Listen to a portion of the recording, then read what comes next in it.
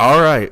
So I've been wanting to do this for a very long time, and I finally have the right person, or just a person, to do it with me.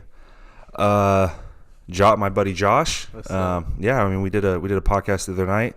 That's more than likely not going to see the light of day because we had some technical difficulties, but Yes. we're gonna definitely try our best to redo it. But yeah, so what we're gonna do here is we're gonna do a rewatchable. So pretty much it's gonna pay tribute, homage to one of my favorite podcasts that's out there right now. It's the Rewatchables on the Ringer Podcast Network.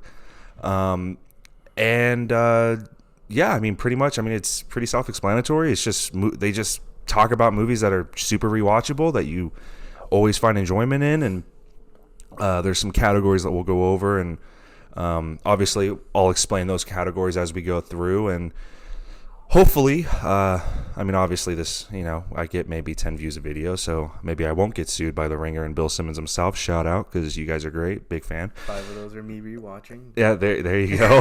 And yeah, yeah. So let's kind of get into it. What we're gonna kind of do is we're gonna go from one of my favorite movies.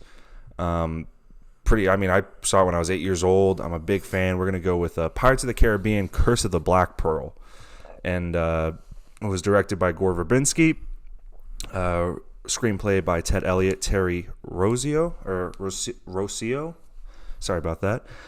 And yeah, I mean, obviously, based off the Pirates of the Caribbean ride at Disney that opened up back in 1967. And fun fact, was actually the last ride that Walt Disney himself oversaw and helped with the main structure and construction of it and the concept itself. But yeah, I mean, I remember I saw this when I was 8 years old. I think I was at my aunt's cabin.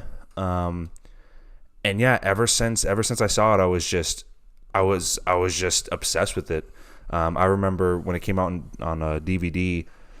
I'd always bug my aunt, my mom, everybody to watch it, but I wanted to watch it at night and I wanted to have all the lights off. I think that's the one thing that's weird. I own all these great movies, but I've never owned Pirates of the Caribbean, which I'm kind of disappointed in. Yeah, but we don't really need to own them, physically anymore because Disney Plus. But Yeah, but like, I mean, I'm still just because like I own like every Lord of the Rings movie. I know every Star Wars movie, but I'm disappointed I don't own like at least one Pirates of the Caribbean movie. yeah, I mean, I think I still have my original DVD copy, the 2 disc with all the special features and Yeah. everything. But yeah, I don't know, man. Like this was a movie that was, I mean, not in development hell, but it took a long time for it to kind of come to fruition and really be the thing that it is and turn into the franchise that it is. But I mean, the concept of it, I mean, it went all the way back to 1991 when they just wanted a good pirate movie because there hadn't been any since the 40s, 50s, and I mean, yeah, and all those movies were on TV and there was nothing on, just film. But yeah, I mean, it went all the way back to 1991. They're trying to get a script going. There was at one point they wanted to take it straight to VOD. Michael Eisner, the CEO of Disney at the time, who was so awful. He was so bad. Like he was probably, I don't know how to. I mean, the left would probably describe him as the Donald Trump of Disney. But I mean, he was the predecessor of he preceded Bob Iger, and he wasn't a good dude. I mean, he was okay, but I mean, we all remember those horrible like Aladdin sequels, Little Mermaid sequels, and they just weren't good, like. He literally was just like, let's go nostalgia before nostalgia was cool, and just dumped everything out there, and it was just so annoying. I mean, I don't know about you, but I don't think I had any of the dumb sequels that came out. Like I think the only one I maybe had was Lion King 2. But Yeah, I have the Lion King 2 I do have. When it comes to like sequels like for Disney, I think that's the only one. yeah, I mean, I didn't have the Aladdin sequels. I didn't have. Dude, honestly, when growing up, I didn't even know there was like sequels to movies till I was able to like actually be on the internet and be like, wow, there's all these sequels that I did not watch. Like I obviously watched the sequels for like Toy Story, like movies that are Well, good. yeah, the big ones. Yeah, but like little ones that came like straight to DVD or like that weren't even like big hit. Like I didn't even know about them. Like the Lion King is the only. Lion King 2 is the only sequel I know about. Yeah, and I don't even think Lion King 2, I mean, none of them besides like the Pixar movies got sequels that saw theaters. I mean, literally. Well, okay.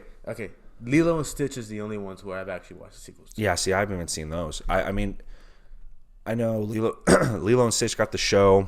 Emperor's New Groove got the TV shows. And Krunk's New Groove. But same thing, straight to DVD or straight to VHS. I didn't see any of them. And Michael Eisner, I mean, the dude was just like, oh, the first one was successful. Let's go. Let's pump it out. And there was no press for him, no nothing. He just wanted, like, oh, the kids like it. Let's do it. And it just ruined it. It kind of describes like the like when you get to like Aladdin 4, the return of Aladdin's dad, like it kind of sounds like like the Fast and Furious franchise. Like it makes a lot of money, but like now it makes no sense because but at least the Fast movies, I mean, they progressively got better. Like they just took the straight over the top nonsense and just expanded on it, and that kind of ties into Pirates. I mean, first movie I love. I think it's fantastic. The two sequels at the time, they were praised for everything but the runtime, and that's the only thing that critics hated about it, and therefore it just drug the Rotten Tomato score for Dead Man's Chest and At World's End straight down to the dumps. Which I've said this so many times: if At World's End and Dead Man's Chest come out today, okay, they get universally praised for everything. The runtime, and they weren't even that long. Dead Man's Chest was like 2.5, and then At World's End was like 2:45. Yeah. Dude, this first one came in at like it's 143 minutes, so that's 2 hours and 23 minutes. Yeah. And then critics had the nerve to say, "Oh, Dead Man's Chest At World's End was just too long." I mean, I was watching this, the night before, and I was also watching it at work. And like it's like every time I looked at it at work, like I was like, man, like I'm already an hour into the movie, and I'm it just goes by. Yeah, it goes by so quickly, but like no, you don't realize it because you're so invested. Yeah, and the same thing with Dead Man's Chest and At World's End. They seem a little bit longer, but it's because it's just all this setup. Same thing. If these movies came out today, they would get praised for its complexity and the runtime.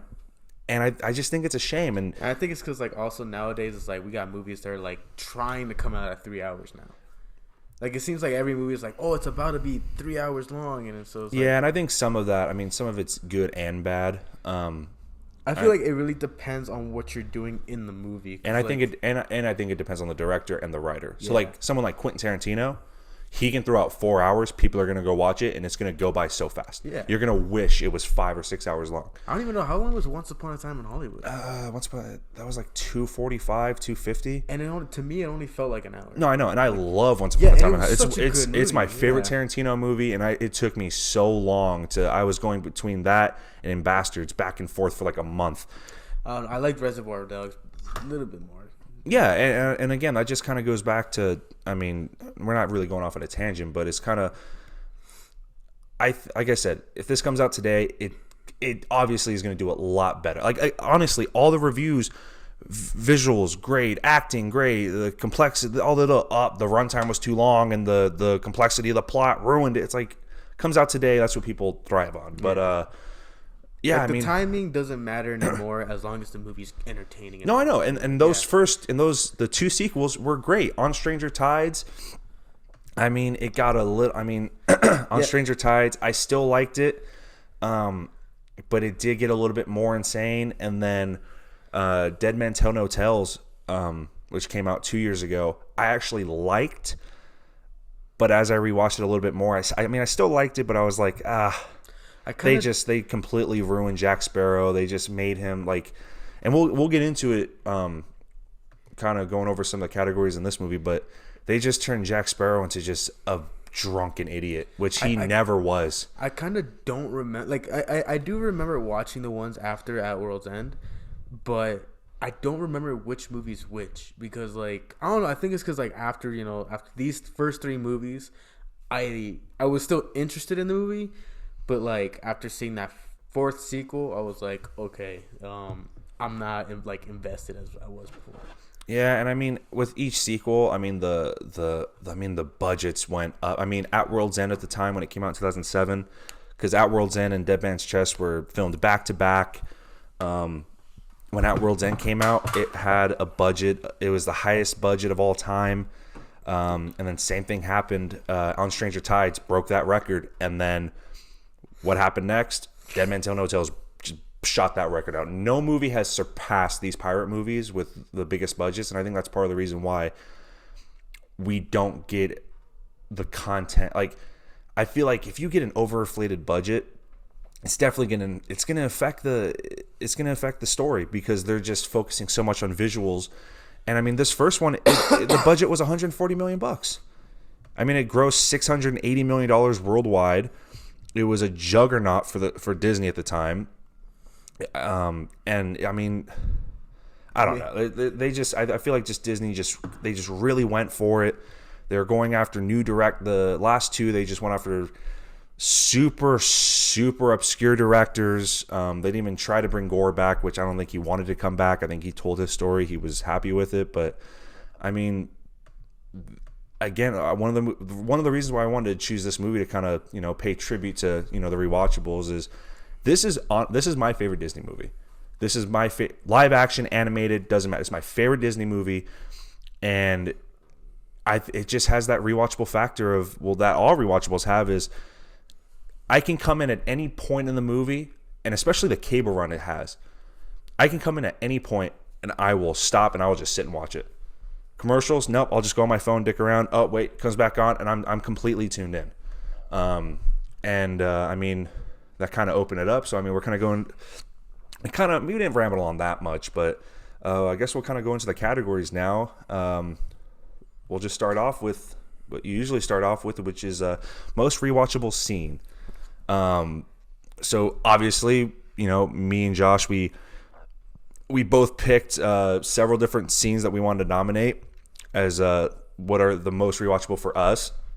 My list is pretty small because like it was more like I was really trying to think hard. Like, all right, like pick few because I didn't want to go too long. So no, that doesn't matter. Yeah. Oh, if you like these guys, they'll have 6, 7, 8, 9 scenes, but I kind of did the same. But I mean, honestly, the opening scene alone when the Dauntless or the Interceptor, one of the two main ships, but when Norrington and Elizabeth's dad, they find the remains of the blown up ship, and young Will Turner, they bring him on board. That, I think that's, to me, I mean, that's one of my nominations, because it's right off the bat, it's dark, it's gritty, and like you just know, oh, yep, this is not going to be a Disney movie we've never seen before.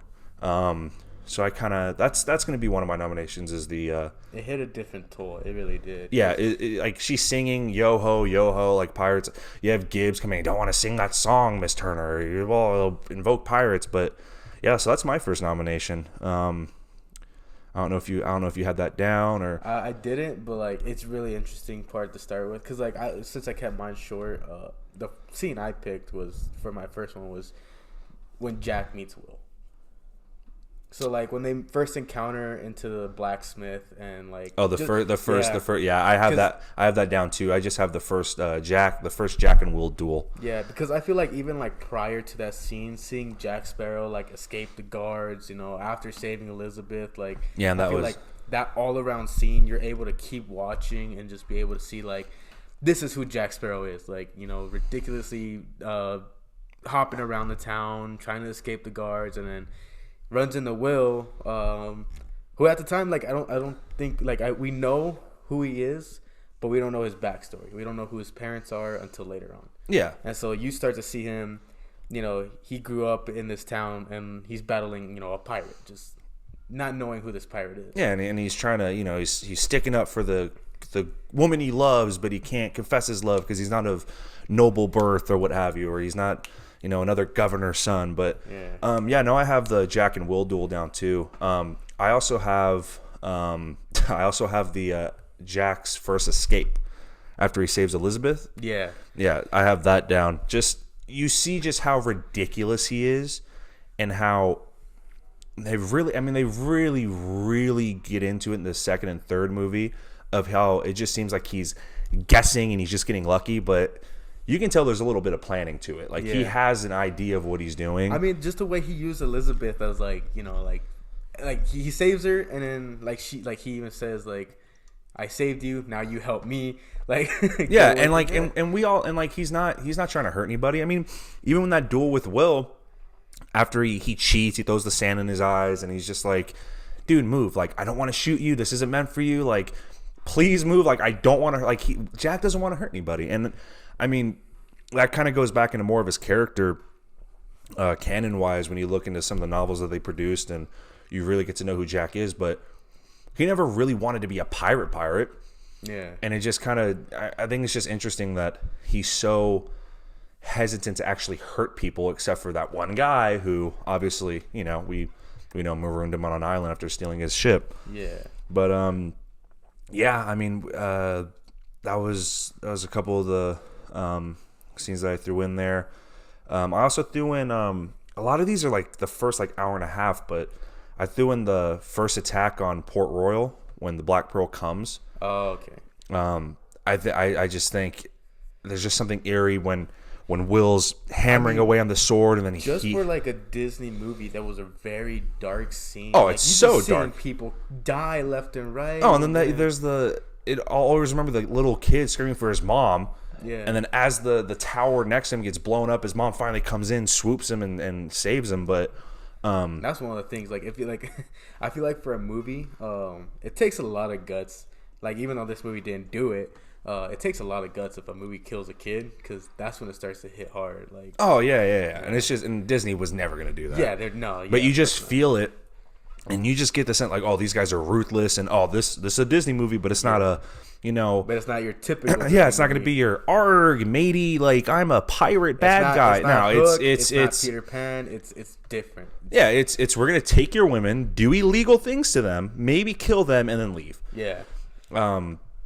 But yeah, I mean, so yeah, I have the first attack on Port Royal. I don't know, what else do you have? After Port Royal, I have, honestly, I have just like the shipjacking.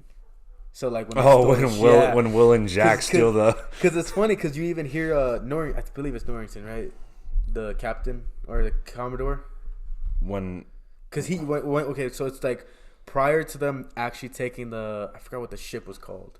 No, but he said they fake steal the Dauntless to take the Interceptor. Yeah. So like the line he says in there, like, he's by far the worst pirate I've ever seen. Yeah. And then like you see that his whole plan all along was just to get them all on one ship, so he help could set sail, the smaller one, and take off. And it's like I feel like that was very creative, and just the fact that you get to like another part of seeing what Jack Sparrow is capable of, again, of seeing that thinking mindset, like there's planning behind it. And even for him just sneaking on to the like, you know, the giant ship, like just hopping in a little canoe and just like, yeah, that's gonna be in my that's gonna be in my picky nits later. Yeah, how they kind of get to it. But yeah, no, when I was younger, it took me like maybe 7-8 years ago, when I got a little bit older, to realize what he was doing. Because before I was like, oh, they're just using one ship as decoy just to take another one, and no, he was using them to help push them off and get out of the bay. Like when they jump on the Dauntless, and the one commander is like, this ship cannot be crewed by 2 men. You'll never make it out of the bay. Ha ha ha ha. And then as I got older, I realized, oh, that was Jack's plan. He was going to use Norrington and all his men getting the Interceptor out so they can just jump ship literally and just steal it. Yeah. And I just think that's it's just, again, like you said, it just goes back to how smart and cunning and just how Jack is just 10, 15, 20 steps ahead of everybody. Then you hear like Norrington's like right-hand man just say, he's by far probably you're the best pirate, he's like, that's got to be the best pirate I've ever seen. And then Norrington just defeated is just like, yup, like, like he at is. This point, he's like, oh, I'm gonna. He's like, yep, job. Yep. I'm never gonna hear the end. There goes my commission. But yeah, no, and I wanted to put the Jack and Will jail cell. I wanted to put the jail meeting as a rewatchable. Yeah, I did. But I just feel like it's a little too short. Yeah. But but I still kind of want to put it in there. But like I said, it's a little too short. But it's one of that scene's just there for exposition. It's literally just to give you all this information about what's going on, so you're like, oh, okay, I get it.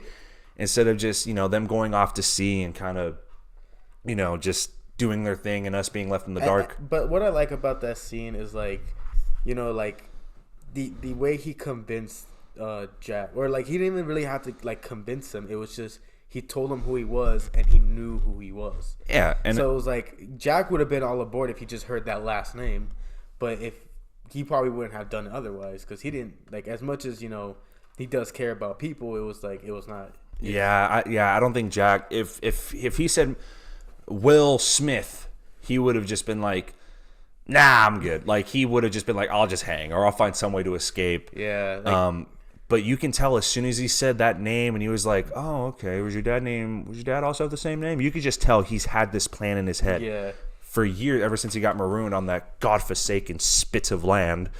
But yeah, I mean, which leads on to like another scene I had when they enter I forgot what it's called. Tortuga? Yeah, Tortuga. And then you start seeing him talk to, I believe it's Gibbs, right? Yeah, they wake up Gibbs, and that's and which is kind of funny how Gibbs is now a pirate, and in the beginning of the movie he's telling Elizabeth. Yeah, he was part of the British Royal Navy, for God's sakes. And then, but like I like how when they enter Tortuga, and then you see like all these women slap Jack, knowing he did something. Yeah, and one of the things I like about that scene too is that's literally the ride. That's the ride. Yeah. And I mean, they have the pirates chasing the lady. Like, I mean, they have another dog. They have the guy underneath the barrel drinking, like two fisting drinks. I mean, even Gibbs. When we meet Gibbs, he's the guy sleeping with the pigs. Yeah. And like I just love how they use Tortuga as like the main. You know what? Here's the ride. Yeah. Here we go. Like they didn't have to like put that in. They could have just said like went anywhere and just put any random like background. But the fact that they introduced the ride into the movie makes this a little like really interesting. More like it really shows the creative energy they put into this movie to be able to give you like, if you've been to Disneyland, and be able to experience that nostalgia of just, oh my god, like it's like if you're a child and you've seen that and then you watch the movie and you see in the movie, it's like now it makes you more like nostalgic, more like a deeper meaning behind it. Oh yeah, and like again, like obviously it took me a little bit. It took me like as I got older, I picked up a couple more things, and then I mean, just because we're talking about Tortuga and Dead Man's Chest, when they go back to Tortuga, there's a little spot where they have the guy in the well who's drowning, and they bring him back up, and he's spitting out the water. And I just, obviously this isn't a podcast about Dead Man's Chest, but it's just more of Tortuga's their spot to really. Yeah, when you hear Tortuga, it's kind of like you want to get like excited. Like, yeah, and you're like, oh, Tortuga, we're going back to the actual ride. All right, that's cool. Let's see what else they add to it. Yeah. And then like I also like the thing also I like about them going to Tortuga is when you see Jack Sparrow talk to Gibbs, and they keep referring to Turner as they like he just looks at him and be like, that's Will Turner. Yeah, and Gibbs already knows who it is. Yeah, he knows like, oh, he's like, I see what your plan is now. Like, we don't really know what's going on. I think at this point, like, they haven't explained until, because like I know Elizabeth prior to this used Turner's last name. Yeah, because her stupid maid was like, they're coming from you. They're coming for you. You're the governor's daughter. Use a fake name. Like, it's just like, no, that's not what it was. That's not what we're doing. No. But yeah, so she uses the Turner name, but we don't know like. Yeah, we don't know why. We hear them say Will's dad's name. We hear him say Bootstrap a couple times. We're like, what the fuck? Like, we're just like, what is going on? Yeah, like it's kind of like they're kind of just trying to like. It's like there's something there, but you really want to figure out like what is so important about Turner. Like, what is the name Turner like so important? Like, not only to Jack, but to Barbosa, to the whole crew on the Black Pearl, and now to Gibbs. It's like there's something behind the name Turner, and you just can't figure it out yet until I believe it's once they reach the island. Yeah, they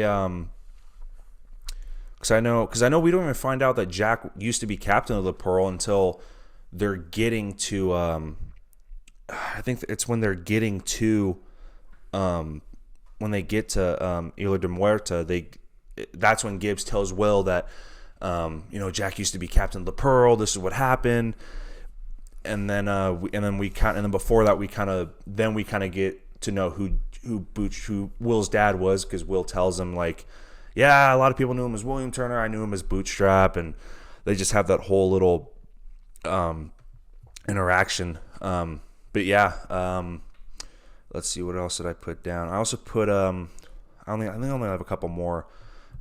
Elizabeth seeing the curse for the first time after Barbosa has her over for dinner. That was actually a really cool scene, because it was actually kind of like scary in a way. Like, it was terrifying. Like, if you're a kid, you're gonna be terrified. And just like in the score too, they just have like these like growls and like squeals in it, and it just scared the shit out of me when I was a kid. But I have that down. And then my last one that I have was at the very end, the last duel for everything. Jack and Barbosa, Will and Elizabeth teaming up to fight the rest, and just the fight, the big clash on the Interceptor with the Navy and the rest of the crew. And I think that's my last most rewatchable scene. Yeah, that was it for me. Or that would be scenes, but it's just like a great 15-20 minutes to end the movie. Yeah. I mean, it was really creative how they did it too. Like, it wasn't even like, again, it shows how Jack is very intelligent, because he, I believe he shot Barbosa, and I think someone shot Will. I can't remember. No, but the climax comes when Barbosa points his pistol at Elizabeth, and then we hear a gunshot, and we're like, oh my god, he just shot Elizabeth, and then we see that Jack shot his pistol, and we're like, oh, you carry that pistol 10 years, and now you waste your shot. And it's like Jack, and then Will's like, he didn't waste it, and they drop everything. I think that's why I thought Will got shot, because the way his hand was out and the blood was on the coin. I kind of just assumed his hand got shot, but I think because I wasn't like really paying attention. Yeah, because I mean, shit, when I was younger, I was still trying to get over the fact that Jack turned himself into a skeleton. I thought that was really cool. Yeah, like when Barbosa first stabs him, I'm like, oh god, Jack just died, and then I'm like, oh wait, no, he didn't, because he did the coin thing. For some reason, in my head, I feel like if Jack were to have that curse, he wouldn't see it more of a curse, but more of just like, oh, I could do whatever I want now. Nah, I think Jack would be more, because he loves women too much, women and rum. Yeah, he would have tried his best to get all 882 pieces. Actually, no, my last rewatchable scene was the escape at the end.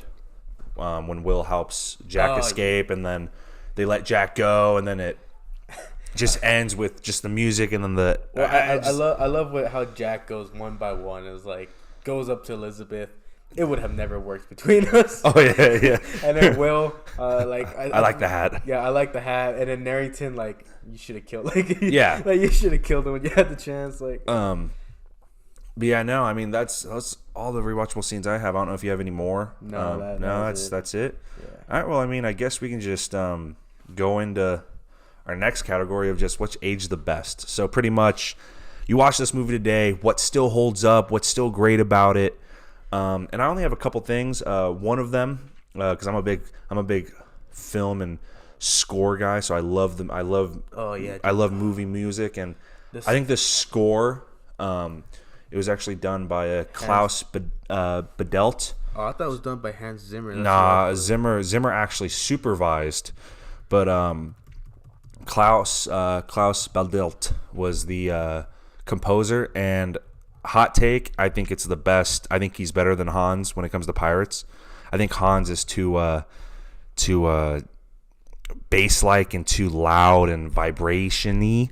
But yeah. I think what Klaus did, it's my favorite score. The Black Pearl score is my favorite. It literally has its own playlist on my phone, on my Spotify account. But yeah, I mean that's, I don't know. I just think the main theme, and I mean just the main theme itself, like it's just so brilliant. I never expected it to like. I expected it to hold up, but I didn't think I would still be into it. In my early 20s. I know, like, when you hear just that song, like, that's... in the end, like, you'll always know that's Jack Sparrow's song. Yeah, like, it's the pirate, man. Yeah, and that's what I love about the ending is, as he goes to click the compass closed, there's the main thing for Pirates, and it's my favorite theme. I think it's one of the best movie themes possibly the last 25 years. Yeah, Definitely no top doubt, 5 for me. No doubt about that. But yeah, I mean, my first age the best was the score. What did you have? What I had at age the best is women taking charge, because we all know like the way now how things are nowadays with the feminism and everything. In a way, like I feel like that would have aged the best, because not only do you see that, I forgot her. I don't remember her name, but she was the captain of the original ship that Jack stole. Oh, Anna Maria. Yeah, and so when she comes aboard this ship, they're like, it's a bad idea, but it seems like she was more running the ship, through the whole process. And Jack even says it when Gibbs says, let's rethink it. It's awfully bad luck to bring a woman on board. And Jack just goes, it'd be more bad luck not to have her. Yeah. And he just turns around and walks straight to the ship. And not even her, but just Elizabeth. Like, you see Elizabeth take charge, like, try to take charge over the pirates. They don't listen, but she, like, the whole time she's trying to tell them, like, shouldn't we go? Shouldn't we save them? Like, and also with the guards, like, we should go save Will. Like, that was her whole thing, is just taking charge, leading people. And I just seen that, and I was like, okay, well, that would really benefit now with how everyone's more just with women being able to take charge and be able to be leading a situation instead of just following a man everywhere.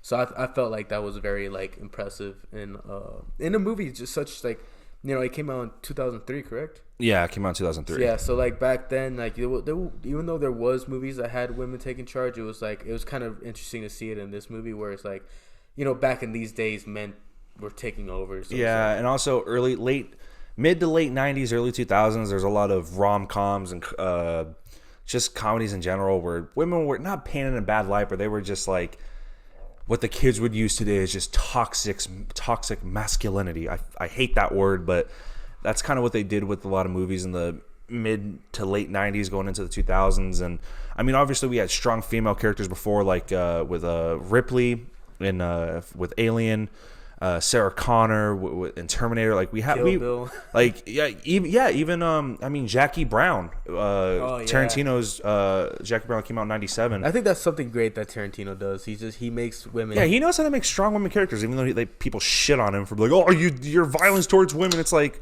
easy. He gave us one of the most badass female protagonists ever. Yeah. But yeah, no, I mean that's definitely I think, yeah, like you said, that's definitely aged a little bit better, especially today. One of my I had the VFX, the visual effects. When you kind of, and we'll kind of go into it with, well, I'll bring it up and I'll just bring it up later. But the visual effects, the turnaround that they did, because they shot this movie from March to when did they shoot? They shot from they shot from like November or something to March. And while they were doing that, they were simultaneously doing the visual effects. And I mean, at the time, even though it was only like 17 years ago, that was not unheard of, but it was just harder to do when you don't have every bit of every scene accounted for, and guys they're constantly reshooting. I mean, I watch it now, and I think it really does hold up. Like, sometimes I can't really tell a difference between now and then. No, and that's especially in these movies. And like again, like I keep going back to Dead Man's Chest, and At World's End, but Davy Jones. Like I said, I finished rewatching the initial trilogy like last week. In Davy Jones alone, like it's not.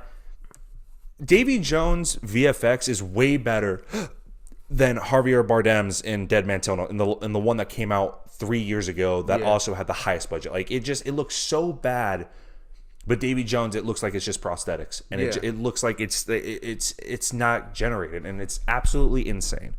But yeah, no, I just wish more studios would take the time with their visuals, and instead of take some of that $200 million budget that they have, and instead of putting it towards explosives and actor salaries and fees, just put it towards your VFX department. Because what a lot of people don't get or a lot of people don't understand is the money that goes into a budget and the visual and like the special effects, it's not software. Yeah. It's the time spent for the people actually doing the visual effects. That's the only difference. Yeah. So if you give a team, here's 3 months for visual effects, okay? And then you give a team 6 months for visual effects, which ones do you think is going to look better? They still work their 10 to 12 hours a day, 7 days a week, okay?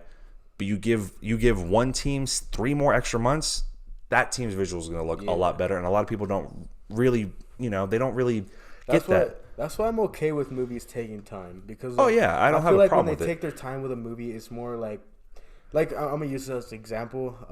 The Justice League movie, I feel like they kind of rushed that, and so the movie kind of like really sucked. Oh yeah, Henry Cavill's garbage mustache thing. Yeah, it was a really terrible movie to me, and it felt like, because after Zack Snyder dropped out, they kind of just rushed it to come out as soon as possible. But when you see a movie that takes time, like, I'm gonna just put out there, like this is a topic, like Joker, that took its time. It came out, and I felt like it was a great movie. Yeah, but Joker also didn't have a lot of visuals. You know what I mean? Yeah, but in a sense, like my point is, it's like when you have more time, you're able to make a much more executed movie that would be able to be not perfect, but a better expectation than what you wanted. Yeah, no, I get it. I get it. But that's the other thing too. Like, this production, it wrapped in March and it opened in June. Okay, so Verbinski was working. I mean, this will be in half-ass internet research, but we're kind of already on the topic. But he was working 18-hour days to get this thing done. Yeah. Like, he had to have it in by May, done in the can for an early release in June, and or late release in June, or no, it was July. But either way, they had to have it done in June. But to rush it and still get visuals like that, it's insane. Yeah. I mean, Age the Best. I mean, I think that's pretty much all I really have. I have like 2 small ones, and this is just like for like storylines wise. Like the kind of like the bullshit How I Live story. Like, I feel like a lot of a lot of movies have like that. Oh, he survived through this. He survived because of this. And then but when you find out the actual way they survived, I feel like that really aged well, because it gives movies a more comedic sense of like who this character really is. And like in this movie, when Jack Sparrow, it's he found sea turtles and he wrapped them together. What he used as rope, my back hair. And then like you think like if you really believe that while watching the movie, and then it's like. You're like, yeah, how did he cut the hair off? Why was your hair that long? Why wouldn't you just cut the hair off your head? Yeah, like you really think about it, like he kind of made the audience feel dumb, and then you find out later he just hopped on a rum boat after 3 days. he just got super lucky, and they allude back to that after they maroon him and Elizabeth, and he comes back again, and they're just like, and Barbossa's just like, impossible, and Jack's just like, no, improbable, but I get it. Like, I still think that's one of the and I think that might be like best quote, but yeah. I mean, it's just something that's like, if you execute it right, it's very entertaining to watch, and just really love to go back to and just see like this is who they are, this is what the character you're trying to create.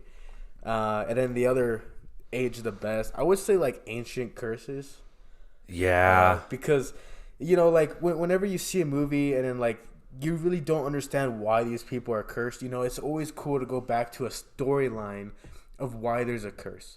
And when you go back to that storyline, it's like there's a history lesson and it makes sense. And at the same time, you kind of want to look into it yourself. Yeah, and it's just simple. It's not convoluted and long. It wasn't like, a great grandmother died and haunted all the coins. Like, no, like it wasn't like that. It was very executed storyline. It was very meaningful to the plot, and in the end, it made the movie great. Yeah. And I feel like nowadays a lot of movies use that, and it really does create a better like just for dialogue wise, it just gives it a better meaning to the movie. Yeah.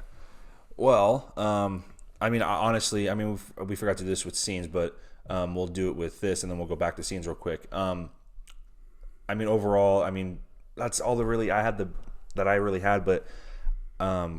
Pretty much, I think what's aged the best overall, I would choose the visuals. I'm stuck between the visuals, or not even I'd probably just go score. I'd probably go score and then the strong female thing. I'd probably go the strong female presence, just because of the times that we're in. So I mean, that's kind of what you want to agree upon, because I mean, the score is good, but just for the sake of today's climate, and that it is true, I would go with the female lead, because we forgot to do it for scenes. I would just vote for the final duel with everybody. Yeah. For most rewatchable scene. All right, there we go, guys. We screwed it up. We fixed it. So age the best. What's age the worst? I have a couple, actually. I actually only have one. Okay, you go first then. Mine was just women being abused, either physically or verbally. I had that too. Again, it's just more highlighted in today's climate. Yeah. I mean, if you go back to the 60s and 70s, I mean, we just had dudes slapping women left and right, and there was no problem with it. Well, this one wasn't even just slap, but like they gave her the option, like you can either wear this dress, or you're gonna eat with us all naked, nothing on, like okay. And then even when Barbosa and his men are gonna throw her and Jack off have them jump off the walk. Yeah, the plank, she takes off the dress. They're like, oh, I want that dress back, and she's like, goes with your black heart, yeah. It still smells like ooh. Or no, he goes, ooh, still warm. Oh, yeah. I actually have a couple. One is Norrington proposing to Elizabeth. Okay, in those times, it was a usual thing for older men to marry younger women. Yeah. But I think just today, just in general with movies, she was 12, and he was in his, let's say, his early 30s, late 20s, early 30s. 8 years go by. Now he's in his 40s. She's 18, 19, or like 20 or whatever, however old she is. I still just always think it's weird. I kind of find it weird in that scene, just because like I feel like in factual wise, in that time frame, he wouldn't have been that nervous to propose. I feel like it would have just been like, we're gonna get married, and it's simple. Like it's just him proposing in general. I just think it's weird. Like it's just I don't know why. I also had women in general like just being like abused, or just threatening them with nudity if they don't comply. And then the only really thing I have, I mean, there's probably a few other things that we're just missing, but the last thing I have is Elizabeth just using Norrington throughout the movie. Oh yeah, dude. like at the end where she's just like, "Can we please rescue Will?" They're like, "No," and she's like, "Please, as a wedding gift." And they're just like, "Oh, are you accepting?" It's like, get what I want. I feel like that also goes with women taking charge, because at the end of the day, she's getting, like, she's using her intelligence, knowing what's gonna get him to do it. Yeah, but also, I mean, especially in today's climate, I mean, if somebody found out that God forbid a guy was using a woman for anything like that. Yeah. But even in today, you would have people be like, Elizabeth maybe shouldn't. It's like, oh, well, she could have done it on her own. Like, yeah. So that's pretty much the only other thing that I have. So I mean, age the worst. I mean, we both had it on here. I think we're just gonna go with the way women were treated back in the early 1700s. Even though it's factual how they were treated, or even honestly, in this movie, they're treated way better than they actually were in those times. Oh yeah, because it's a Disney movie, but still. Look up the real story of Mulan, and then you'll. Oh yeah, definitely. All right, so moving on to the next category, it's gonna be the Vincent Hanna They Knew Award for overacting. Okay. So pretty much this award, it pretty much goes to the person who's really going for it in a scene, or they're really just going for it in their performance in general. Like they're going for, this is my moment. I had two. I don't know which one. I don't know which one's your first one. Well, I mean, I just had two people in general. So I think Orlando Bloom is real. There's a couple scenes where he's really going like, I'm taking this seriously. Like, and it's also not just his character. It's him choosing to do this, and it's just so. To me, it's just there's a couple times where he's like, I gotta prove that I'm serious, and I'm not this Legolas guy that's in the Lord of the Rings movies. Like I'm a serious actor. And there's like one is the after he wakes up after Port Royal's been sacked, and he goes up to Norrington, and he's like, we have to find Elizabeth, and they're just like they're being calm. They're like, we got to nap all this out, and he just freaks out. He's like, slams the hatchet down. He's like, that's not good enough. He just freaks out. Like he's kind of going for it. And then there's a couple other parts like when him and Jack finally, escape the harbor, and Jack's telling him like, nah, your dad was a pirate, bro. And then Will's just like, my father was not a pirate. And he just gets so worked up. Oh yeah. And but he just gets taken off the boat. Yeah, and he's just like, and Jack's like, all right, cool. And he just, fucking takes him out with the sail.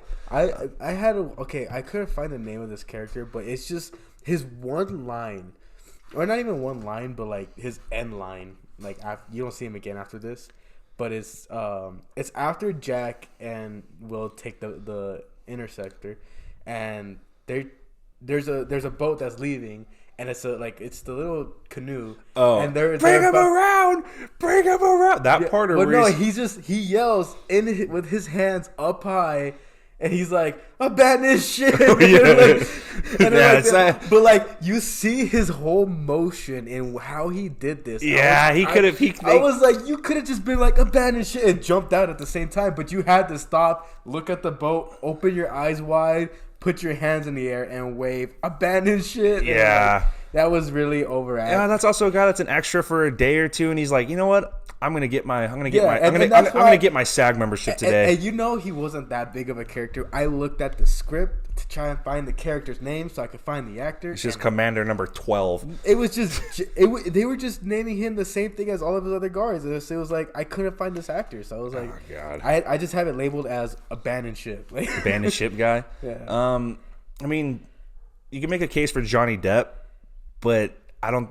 But like it's kind of like that's what his character is. Yeah, but I would say you could make a case. He is not on my list. I mean, he's on my list for some of the later movies. I only had 2 people down. The other one was Jeffrey Rush, who plays Barbossa. There's a couple times where he's really going straight pirate, and he's trying to like that scene with Elizabeth, and he's chasing her around.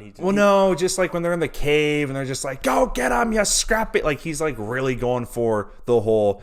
Well, I like the ride. I rode it once or twice because I'm a great British man, and I went to California once. Like he's really going for the pirate ride thing, and I feel like that scene with Elizabeth where he's chasing her because at one point he stops and just says "arg," and I'm like, oh yeah, okay. yeah. That's a fair point. Yeah, yeah. I mean, it's as soon as I saw that, I was like, okay, they really, this is really trying hard, like. Yeah, I mean, this is honestly a toss-up. This could go to anybody. I would just give it a 3-way tie because I mean they're all just. I also have one more. Oh, you do? The 2 guards. Oh, they're my guards. They're my favorite. Every time they're on camera, bro. Yeah, so that's gonna go into the next category. The Dion Waiters Heat Check Award. Oh. So pretty much, Dion Waiters Award is the actor or actress who kind of stole the show for you.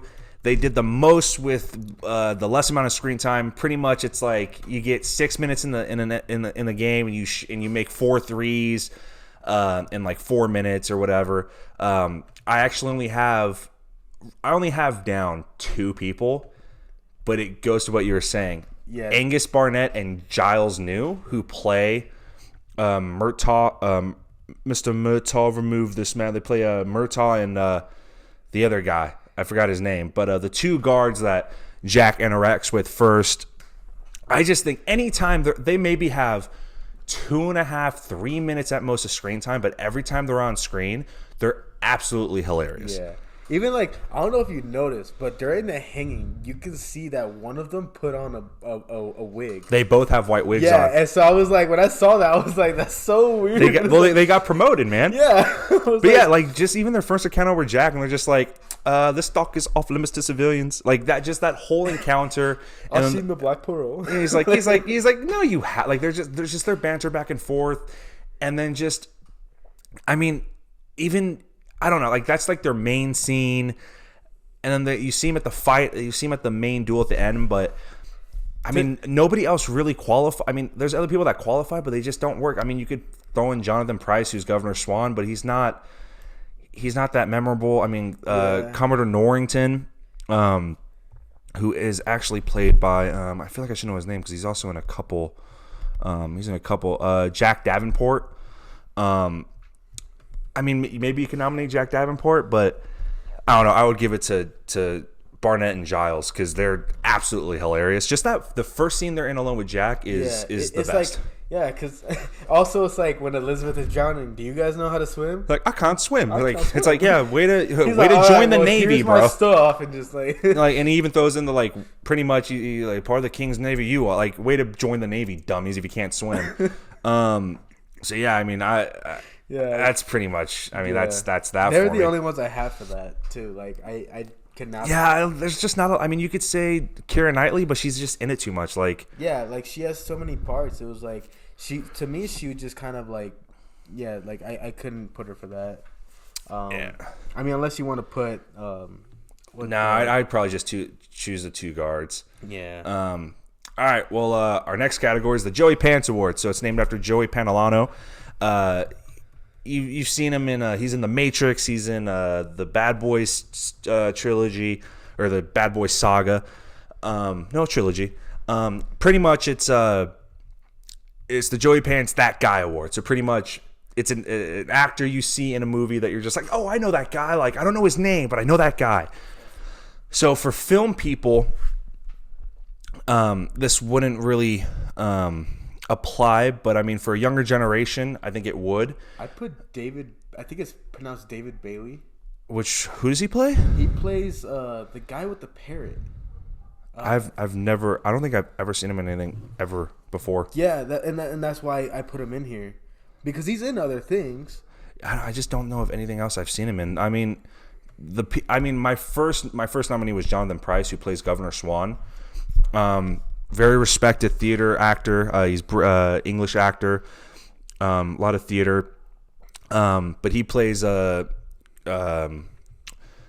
Swan. He's Elizabeth Zad. But for the younger generation, he's also in Game of Thrones. He's plays the Sparrow.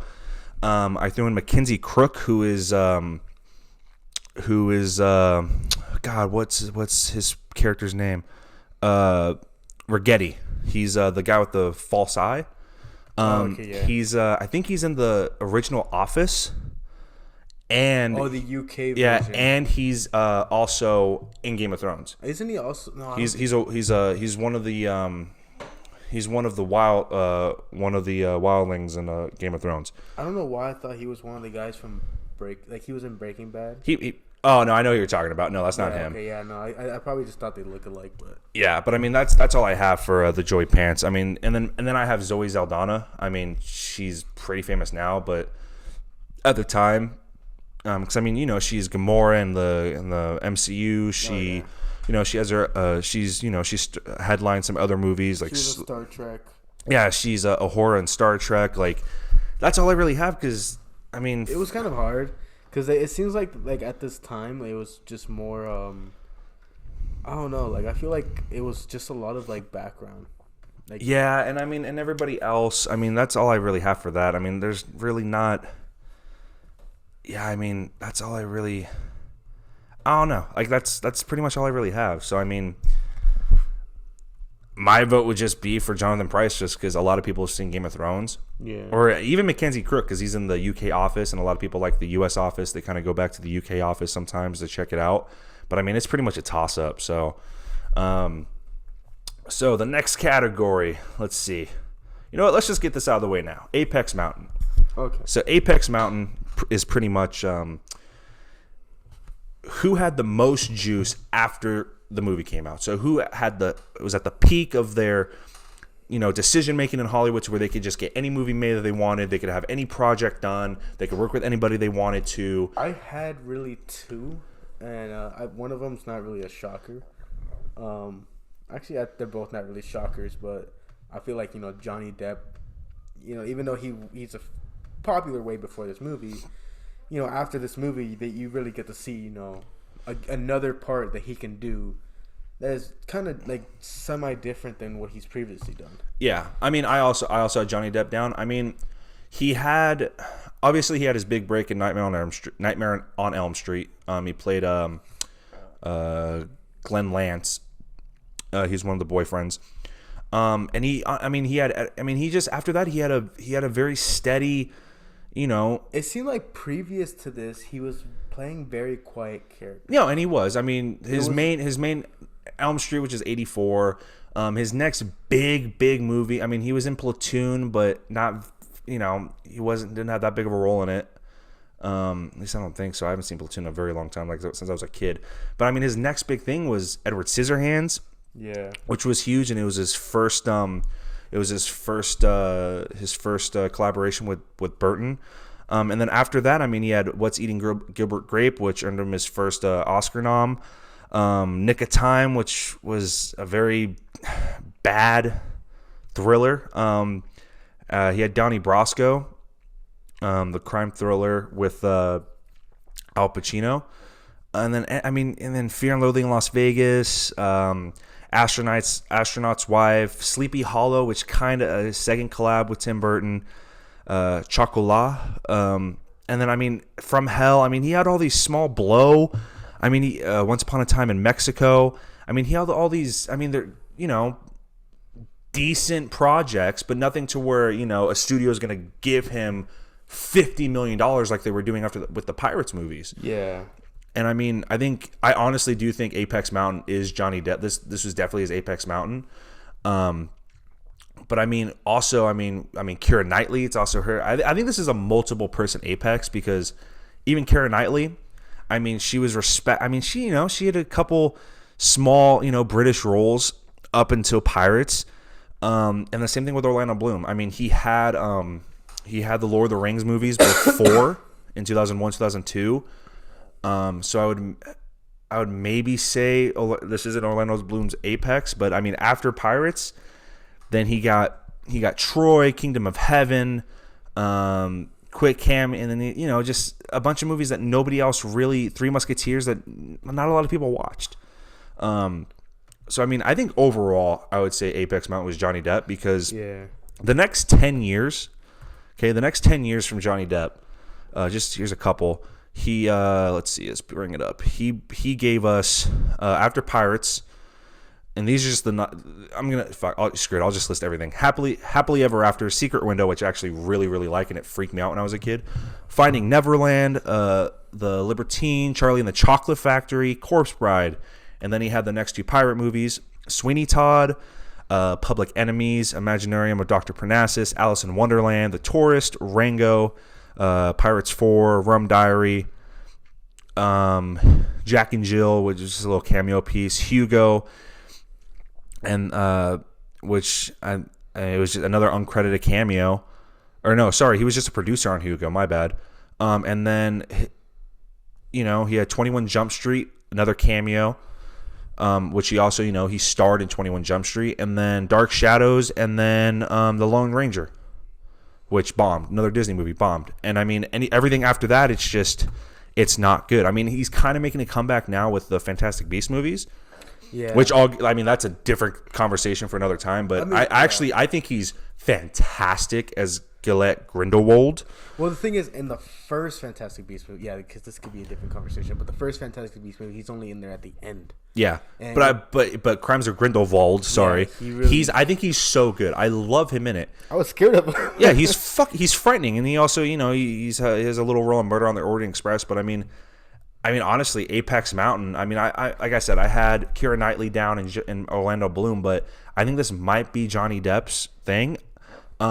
The only other nomination I had was pirate movies.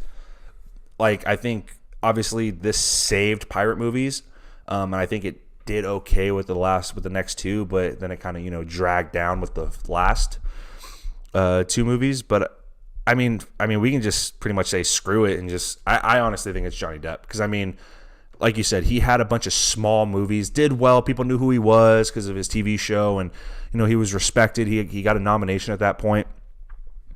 But I think Black Pearl really blew him up to where they were like, I mean, after this they were giving him 25 to 50 million a movie for Black Pearl. I mean, he also had Black Mass. But yeah, I mean, I'm down to give this to Johnny Depp. Yeah, definitely belongs to Johnny Depp. Yeah, because even when you hear the name, like just Jack Sparrow, or like you hear Johnny Depp, like you think instantly Jack Sparrow. Yeah, you think of a pirate, like.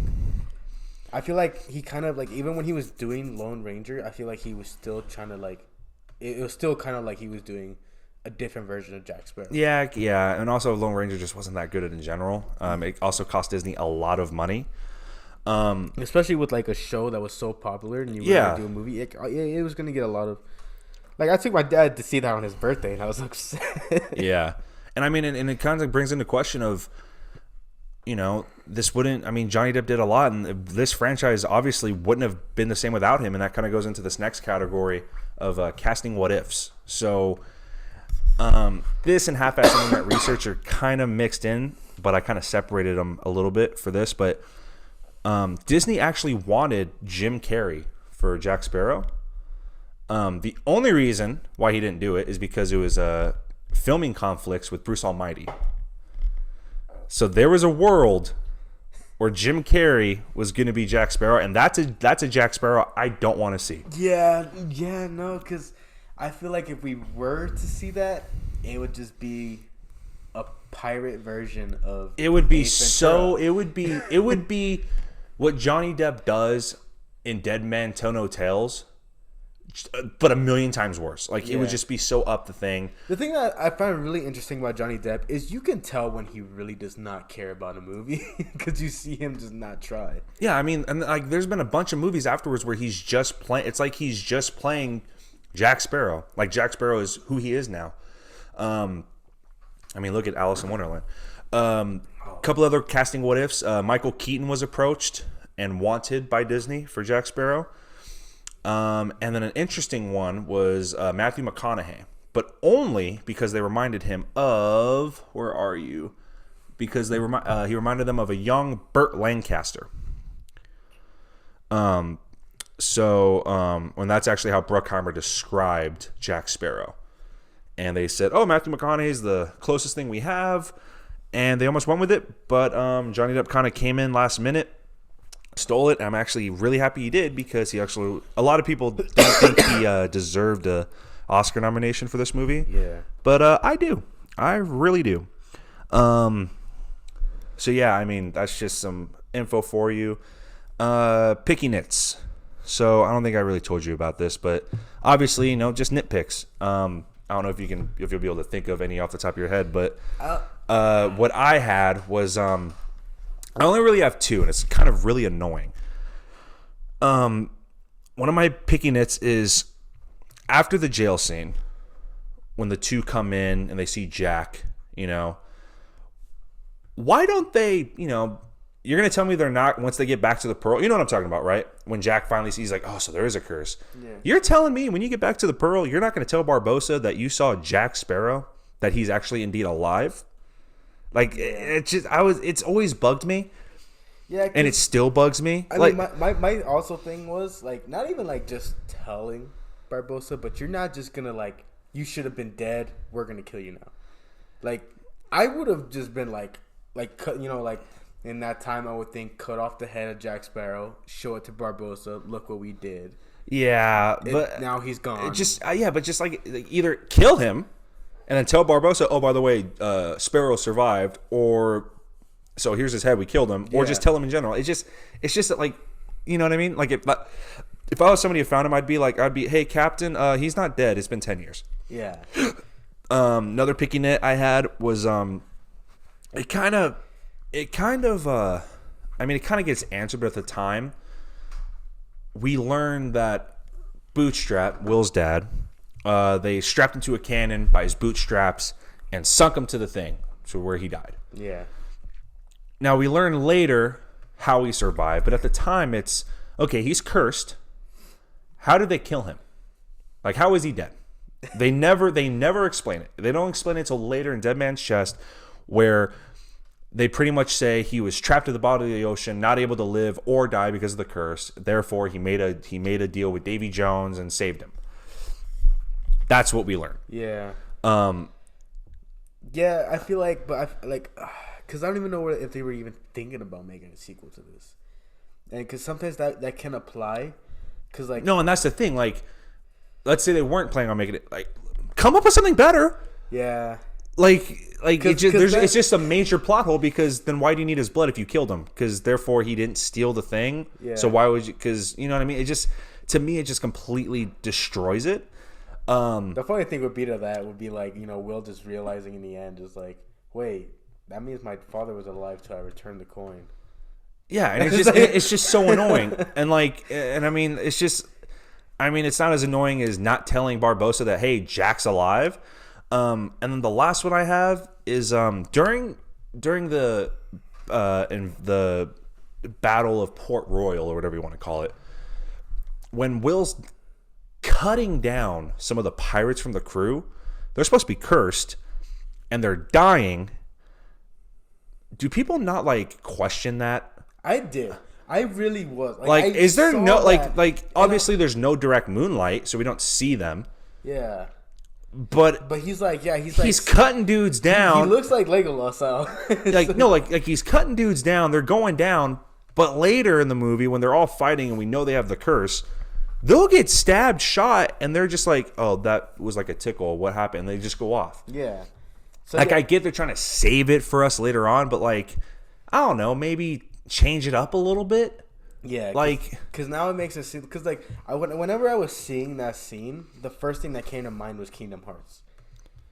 Oh God! I don't know if you played that game. I did. Yeah, and the only way you could really kill them is if they were. I don't remember exactly if they looked like human or if they were all bone. But that's kind of what it seemed like they were doing. Yeah. That, oh, they're flesh, so you could kill them, and then it's like, oh wait, now they're bone, you can't kill them.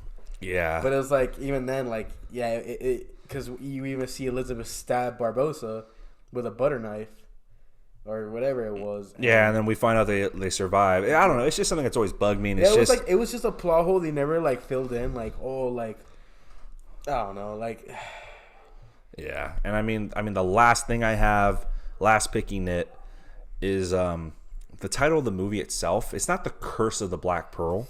Yeah. It's The Curse of the Gold. Which, I mean, I get it. You're trying to sell a movie, but come on. I think it's because, I feel like the reason they did that was strictly because, the curse that was of the gold. It cursed the crew of the Black Pearl. Yeah, so now when you see the Black Pearl, ship, you see the crew who is cursed.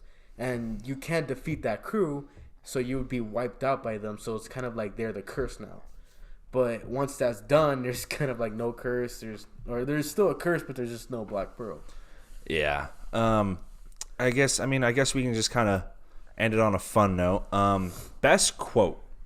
See, I was trying to look for one quote that I heard, and I can't remember which scene it was in. Yeah, well, I mean, so I'll just run off a couple because we can just kind of end on this and have some fun with it. But a couple quotes I really like. One, the first one is, and obviously throughout the series, Jack gets known for these rambling kind of tongue twister type explanations for things. One of the first ones was when he wakes up Gibbs, and it's bad luck to wake a man when he's sleeping, and Jack just goes, fortunately I know how to counter it. Man who did the waking buys the man who is sleeping a drink. Man who is sleeping drinks it while listening to a position from the man who did the waking. And you can just see Gibbs just being like, that'll do it. So that was the first one.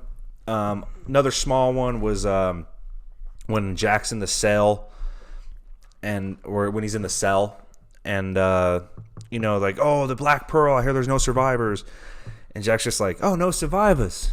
Where do the stories come from then? I just think it's so funny, and instantly shuts the other people in the cell up.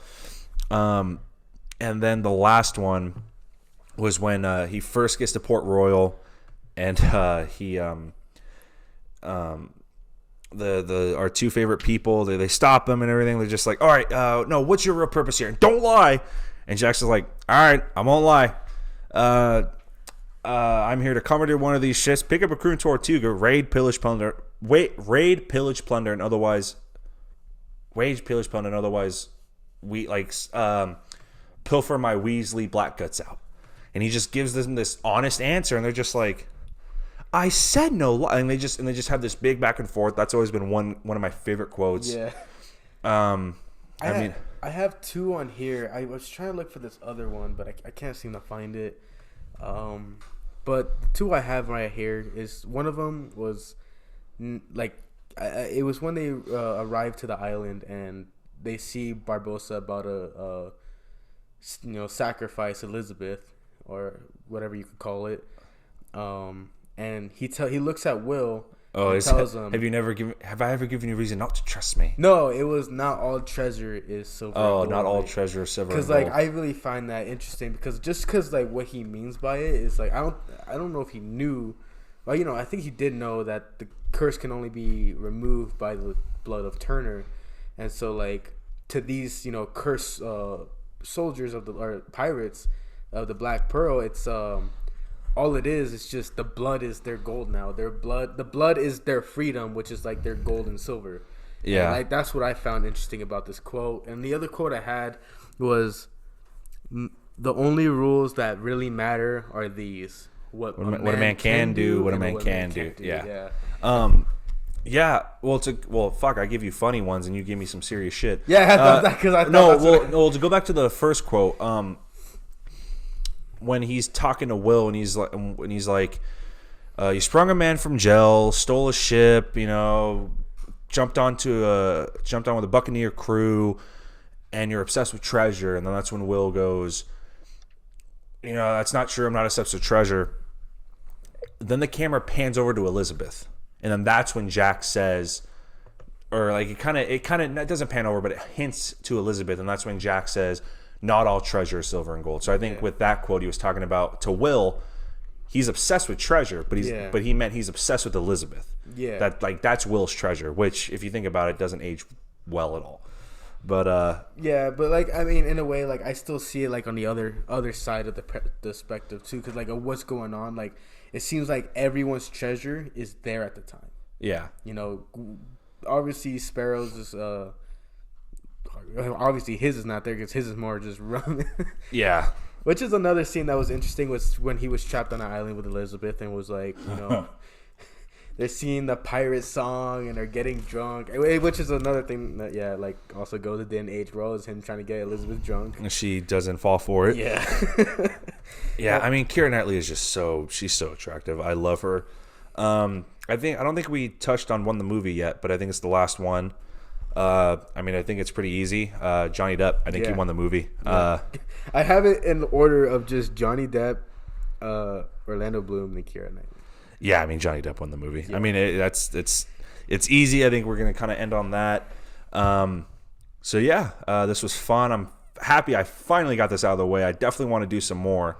I think I actually have another idea if I don't get shut down for, intellectual property theft. Yeah.